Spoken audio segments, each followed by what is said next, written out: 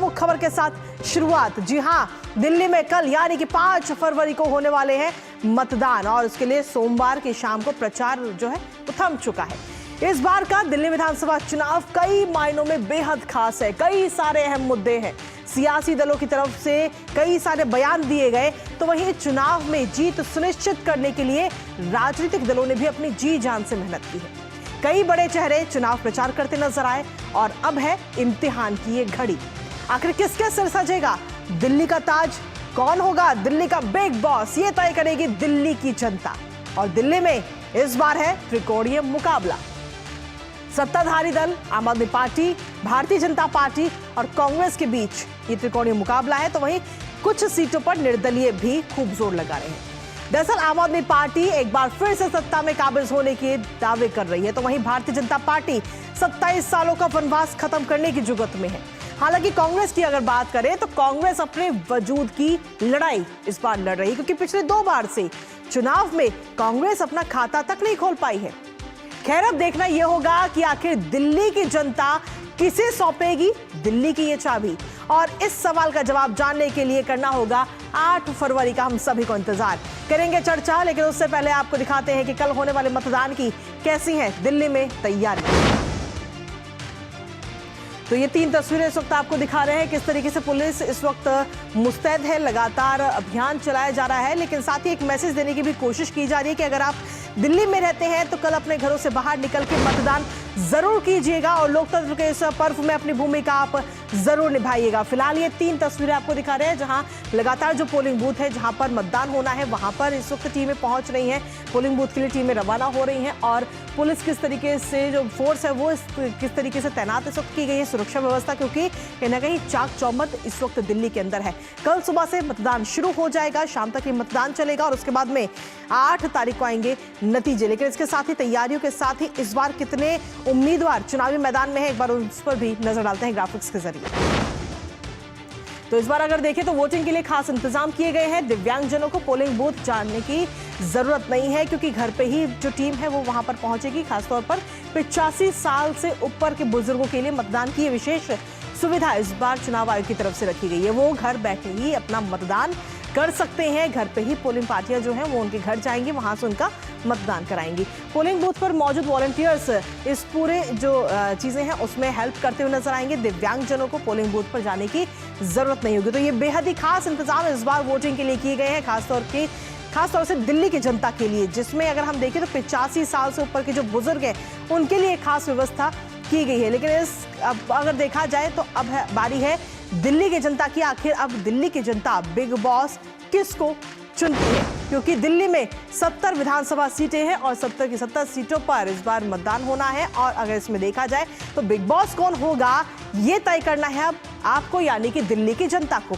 हालांकि बीजेपी की तरफ से अगर हम देखें तो 68 कैंडिडेट इस बार चुनावी मैदान में है। भारतीय जनता पार्टी ने 68 सीटों पर अपने चुनावी मैदान में उतारे हैं। इसके साथ ही अगर बीजेपी ने 2 सीटें जो हैं वो सहयोगी पार्टियों को भी दी हैं।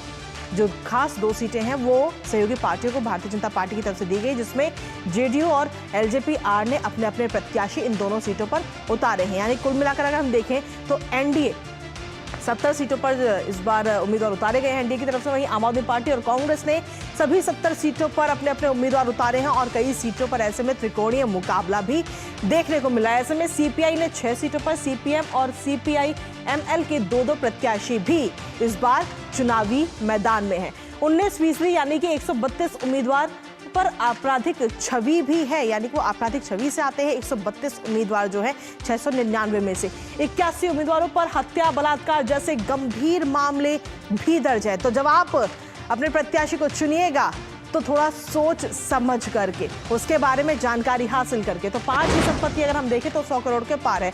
इसके साथ ही खाता खोलने की कोशिश में कांग्रेस नजर आ रही है। इस बार 7 साल में 24% से 4% पर यह पार्टी आ चुकी है। किस तरीके से जो प्रतिशत है वो कांग्रेस का घटा है। 2 बार से अगर हम देखें तो खाता तक नहीं खुला है। साल 2015 और साल 2020 में जब दिल्ली में विधानसभा चुनाव हुए तो कांग्रेस अपना खाता तक नहीं खोल पाई। हालांकि उससे पहले अगर हम देखें तो 1998 से लेकर के 2013 तक लगातार हैट्रिक लगाती हुई कांग्रेस नजर आई है। लेकिन 2013 की जब हम बात करते हैं तो 24.55% वोट के साथ 8 सीटें कहीं ना कहीं कांग्रेस पार्टी की तरफ से जीती गई थी, जिसके बाद में दोबारा से 2015 में जब चुनाव हुए राष्ट्रपति शासन के बाद में, तो 2015 में कांग्रेस अपना खाता खोलने में भी सफल नहीं हो पाई, एक भी सीट पर काबिज नहीं हो पाई। 2015 में सिर्फ 9.65% ही वोट कांग्रेस के खाते में गए थे।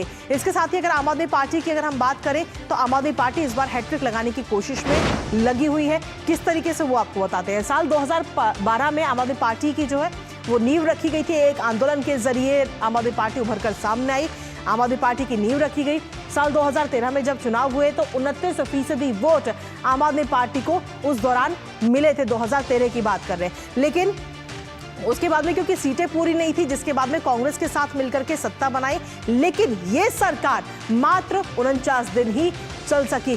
कांग्रेस के साथ जो गठबंधन आम आदमी पार्टी ने किया था वो कहीं ना कहीं फेल साबित हुआ, जिसके बाद में दिल्ली के अंदर लगा राष्ट्रपति शासन और 2015 में एक बार फिर से चुनाव हुए और 67 सीटों पर आम आदमी पार्टी कब्जा करती हुई नजर आई है। हालांकि 2015 के बाद अगर 2020 के विधानसभा चुनाव पर हम नजर डालते हैं तो 62 सीटों पर कब्जा आम आदमी पार्टी ने किया था, यानी कि कुछ सीटें कम हुई थी, लेकिन उसके बावजूद भी सबसे बड़ी पार्टी बनकर उभरती हुई आम आदमी पार्टी नजर आई। इसके साथ ही ये तो बात रही आम आदमी पार्टी और कांग्रेस की। अब बात बीजेपी की करते हैं कि आखिर क्या बीजेपी का 28 सालों का जो पूरा सफर अगर हम देखें तो जो वनवास है वो क्या वो खत्म होगा। 2013 की अगर हम देखें तो सबसे बड़ी पार्टी बनकर भारतीय जनता पार्टी दिल्ली के अंदर उभरी, 31 सीटों पर परचम लहराया था, लेकिन क्योंकि जादुई आंकड़ा है 36, सत्ता में आने के लिए आपको 36 सीटें चाहिए होती हैं, लेकिन बीजेपी के पास 31 सीटें थी।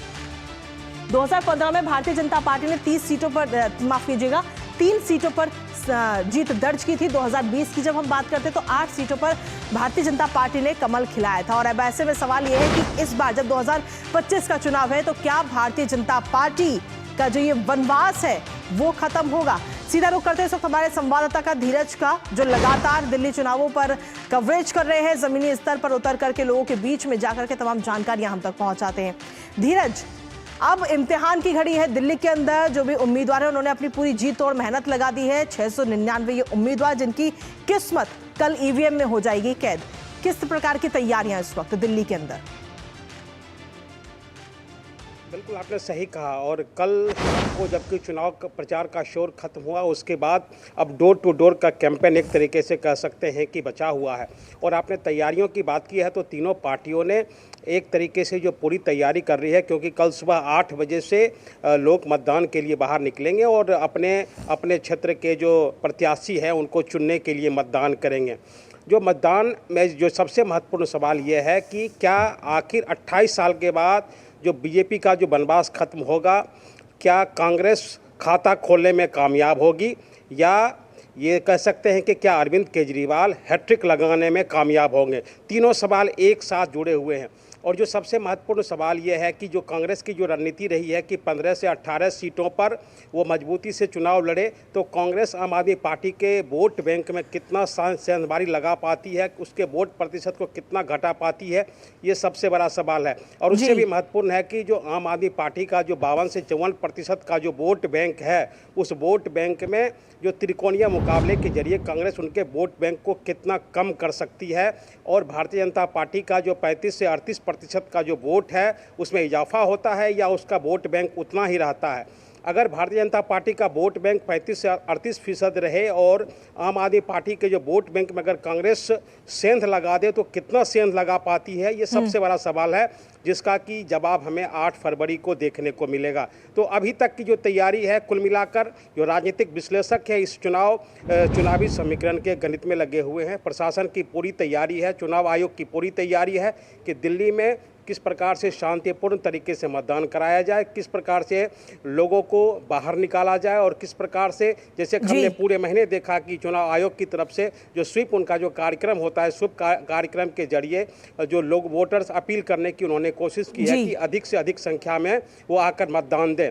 क्योंकि जो अगर 2020 के चुनाव की अगर हम बात करें तो 2020 में जो लगभग 62% दिल्ली में मतदान हुआ था, जबकि 2015 के चुनाव में 67% का मतदान हुआ था। तो 2020 के चुनाव में 5% मतदान की कमी, क्या चुनाव आयोग इस बार भरपाई कर पाएगा? क्या इस बार दिल्ली के जो चुनाव में जो मतदान प्रतिशत 62% से अधिक होगा? ये देखने वाली बात होगी कि चुनाव आयोग की तैयारी शांतिपूर्ण तरीके से मतदान के लिए, अधिक से अधिक मतदाता घर से बाहर निकले, उसकी क्या तैयारी है? इन सारे सवालों का जवाब हमें कल 5 फरवरी को मिलेगा और आखिरी जो हमें फैसला मिलेगा वो 8 फरवरी को ये तय होगा कि दिल्ली की जनता के दिल में क्या है। जी चलिए, फिलहाल बहुत बहुत शुक्रिया धीरज, तमाम जानकारी हमारे साथ साझा करने के लिए। लगातार इस पर आप अपनी नजर बनाए